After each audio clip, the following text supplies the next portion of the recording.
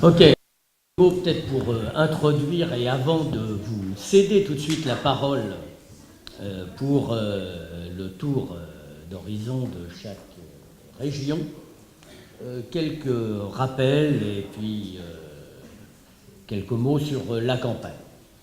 Donc, nous nous sommes, vous le savez tous, opposés pendant des années au rattachement du personnel administratif des DRSM à la CNAM. Ce rattachement, il nous a été imposé. Il nous a été imposé certes par un décret, mais je dirais qu'avant de nous être imposé par un décret, il nous a quasiment été imposé d'abord par l'ensemble des autres syndicats. Parce que s'il n'y avait pas eu soit l'approbation enthousiaste de la CFDT notamment, s'il n'y avait pas eu la passivité de la CGT sur cette question, je pense que le décret ne serait pas forcément sorti contre une volonté majoritaire de syndicats. Mais ils ont été obligés de sortir un décret, ils voulaient avoir un consensus, ils ont tout fait pour ça, ils ne l'ont pas eu. Le personnel connaît notre position, il connaît notre acharnement. Et il sait que nous avons analysé, mais il faut le rappeler, parce qu'on a beau le savoir, il faut toujours rappeler. Il faut se faire valoir, hein, on est en période électorale, il ne faut pas hésiter. Soit dit en passant, la campagne, elle est déjà commencée. Dans ma région, on voit la CFDT qui était aux abonnés absents en délégation du personnel brusquement qui se met à poser des questions. Il faut bien dire qu'on existe. On voit certains militants de la CGT qui se répandent dans les services en disant Force ouvrière veut faire éclater le comité d'entreprise. Bon, on aura droit à tout. Hein. Bon, nous, on doit garder notre sang-froid. On ne doit pas rendre coup pour coup, ça ne sert à rien. La campagne que nous menons, ce n'est pas pour porter des coups bas. Nous avons une cause à défendre, qui est la même que celle que nous avons toujours défendue. Quand le décret est sorti, nous avons tout de suite réagi. Nous avons dit, bon, il y a un décret, il nous impose quelque chose. Hein. Ça nous plaît, ça ne nous plaît pas, ce n'est pas la question. Mais on a une convention collective. Et il y a un danger extrême.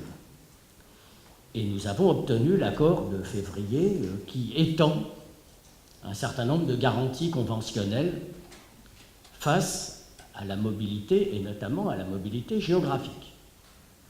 Camarades, ce qui se passe, ce qui s'est passé dans les derniers 15 jours, est bien là pour démontrer que nous avions tapé dans le mille.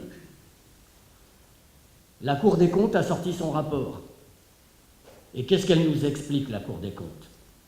Elle nous explique que c'est très bien le plan de mutualisation tous azimuts dans l'assurance maladie. Mais qu'il y a un obstacle. L'obstacle, c'est que les salariés de l'assurance maladie restent salariés d'un organisme local. Que ce soit une caisse primaire, que ce soit une CARSAT, la CRAMIF, et que ça fait obstacle à la mobilité géographique. Parce qu'à chaque fois qu'il faut transférer quelqu'un d'un département à un autre, d'une région à une autre, il faut changer son contrat de travail. Et c'est pour ça qu'avec une logique extraordinaire, la Cour des comptes conclut il faudrait que dans la sécurité sociale, tous les personnels deviennent salariés directement de leur caisse nationale. Que les salariés des caisses primaires, que les salariés des CARSAT, tout au moins ceux qui travaillent pour l'assurance maladie, deviennent salariés de la CNAM, que les autres salariés des CARSAT deviennent salariés de la Caisse nationale vieillesse, que les salariés des CAF deviennent salariés de la CNAF, que les salariés des URSSAF deviennent salariés de la COS. 4 caisses, pas une de plus. D'ailleurs, il rajoute aussi que l'UCANS devrait étendre ses pouvoirs et devrait ne pas couvrir seulement le régime général, mais qu'elle devrait également être l'interlocuteur, le spécialiste des ressources humaines, également pour la MSA et le RSI. Les conclusions de la Cour des comptes sont imparables.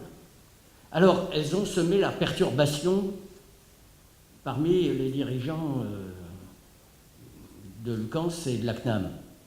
Évidemment, ils n'ont pas eu de chance parce que le rapport de la Cour des comptes, il a été publié un mardi, Et puis le mercredi, on avait l'instance nationale de concertation sous l'égide de Lucans, qui portait précisément sur le projet tram. Alors effectivement, c'était gênant. Ce qui était gênant en fait pour eux, c'était que leur objectif stratégique, qu'ils poursuivent en toute conscience, mais en cherchant à le camoufler, était brusquement dévoilé par la Cour des comptes. Et c'était ça qui les gênait. C'est quand même atypique.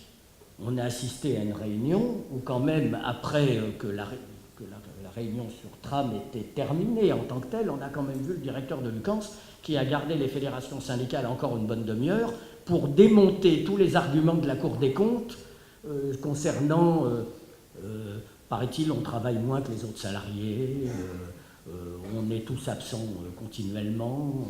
Bon, alors, c'est pas la première fois qu'on entend ça, mais enfin, c'est atypique de voir le directeur de Lucans qui nous donne des arguments pour démonter le rapport de la Cour des comptes. Effectivement, c'était trop, ça allait trop loin, c'était trop brutal.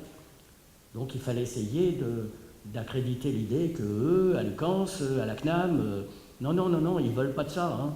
Enfin, écoutez, personne ne peut s'y tromper. Hein. Déjà l'an dernier, dans les nombreuses discussions qu'on a eues avec la CNAM, c'était en mai-juin, on avait soulevé, nous, les premiers, la discussion. On avait dit, mais il y a des nouvelles régions que l'État met en place. On annonce la fusion des ARS, et depuis, c'est effectif. Est-ce qu'on ne va pas vers des fusions de DRSM? Oh là là, le Boulère, il avait levé les bras au ciel, il avait dit, vous n'y pensez pas, nous, on est indépendants de l'État, on ne fait pas comme eux, il n'y a pas question. Bon, à la réunion suivante, c'est un autre syndicat qui a rebondi et qui a reposé cette question. Là, du coup, c'était trop. Alors, il s'est foutu en rogne. Mais le fait même de sa colère et de son énervement, on a bien compris qu'il y avait anguille sous roche. Ça a vite été confirmé. Hein. Dès qu'apparu le projet tram en février dernier, on a lu que les mutualisations se font dans le cadre des nouvelles régions. Ce qui veut dire que la perspective de fusion de DRSM, elle existe. Avec ce que ça signifiera. Hein. Parce que quand la région centre-ouest, autrement dit Poitou, Limousin, Charente, devra fusionner avec la région Aquitaine, vous imaginez l'immensité. Quand l'Auvergne devra fusionner avec Rhône-Alpes, vous voyez ce qu'il en est. Et il y a déjà, discrètement, notamment dans le domaine de cellules, de la gestion du risque, des structures mutualisées qui commencent à se constituer entre ces régions. Bon, pour l'instant, je ne dis pas qu'ils vont le faire du jour au lendemain, tout de suite. Hein. Ils veulent d'abord écraser à coup de mutualisation. Et de ce point de vue, soyons clairs et nets, dans les DRSM, pour l'instant, nous n'avons pas vu grand-chose encore en matière de mutualisation. Parce que le projet tram, c'est peu que de le dire, c'est surtout les caisses primaires auxquelles ils s'attaquent. Par contre, nous, on a déjà la mutualisation des payes.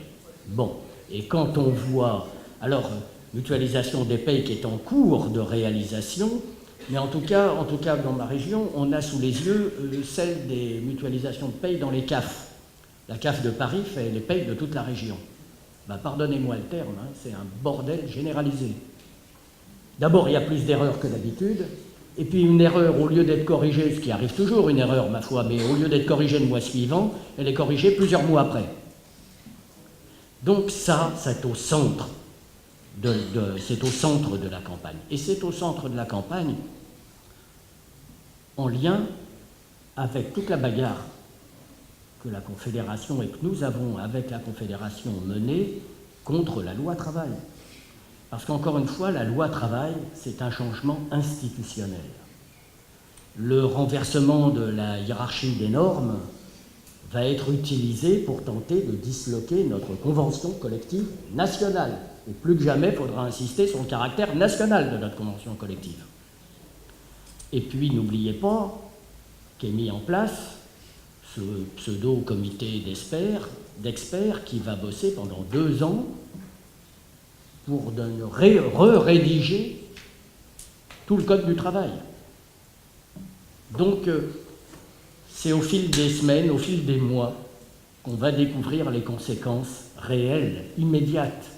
Et qu'on va découvrir, oui, parce que d'abord, on ne subodore pas toujours tout, on saisit le cadre général, les conséquences pratiques, elles vont arriver au fur et à mesure. Et les collègues vont forcément réagir. Et nous, on sera avec eux.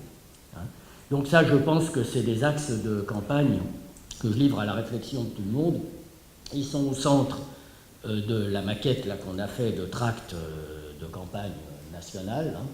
Et donc, ça aussi, il n'y a que nous qui pourrons en parler. D'autres pourront en parler, mais avec beaucoup moins de cohérence. Hein, donc, je ne m'étends pas sur la position des autres syndicats, mais enfin, quand on voit effectivement certains qui tiennent un langage qui pourrait être proche de nous, et puis après, quand on voit dans les caisses, on se trouve avec des militants qui sont de la même fédération, mais qui tiennent un autre langage. Je pense à la CGT, vous l'aurez compris. Hein, donc à l'INC, on a fait une déclaration commune contre Tram. Et bien d'autres militants de la CGT ont estimé qu'il fallait faire une autre déclaration, pour dire d'ailleurs à peu près la même chose, hein, mais c'était histoire de se distinguer. Vous savez, bon, nous on a une cohérence, il y a des débats, parce que dans FO, on a toujours été partisans du débat.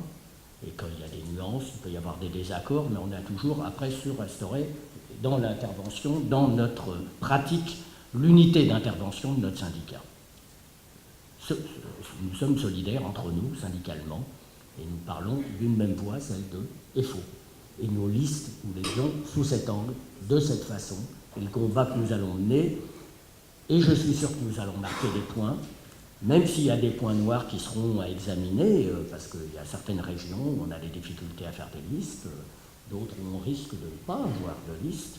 Hein, il faut regarder la réalité avec lucidité et sans se bercer d'illusions. Voilà ce que je voulais dire, hein, comme pour introduire, disons, la discussion sur la campagne.